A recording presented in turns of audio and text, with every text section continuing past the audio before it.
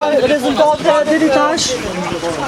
Së pari më lejoni që t'i falenderoj të gjithë qytetarët që e shfrytzuan të drejtën për të zgjedhur në mënyrë demokratike kryetarët e komunave në 18 sosh në këtë raund të dytë apo në balotazh. Lëvizja vetëvendosje është hera e 4 që merr pjesë në zgjedhje lokale. Herën e parë në vitin 2013 kemi fituar një komunë.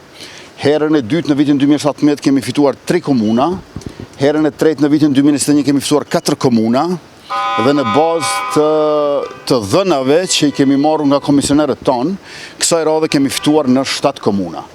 Kjo është një sukses i lëvizjes vendosje, natyrisht që kemi synuar edhe më shumë se kaq, por me lejoni që të përgëzoj 4 kryetarët e komunave që kanë qeverisur në këtë 4 vjeçar të kaluar, Podujeva, Shtimja, Kamenica, së cilave u bashkua edhe Gjilani sonte me një fitore të madhe, por përveç kësaj është e qartë që kemi fituar edhe në Mitrovic dhe kemi fituar edhe në Fushë Kosovë dhe në Obiliq.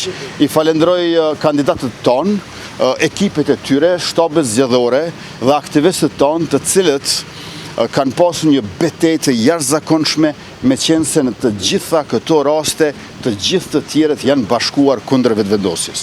Pra vetëvendosja është ballafaqur me të përbashkëtën e tyre, e cila është një situatë pa precedent në historinë politike elektorale të Kosovës.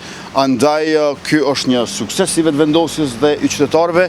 Ne i përpresim rezultatet ende nga komunat e tjera.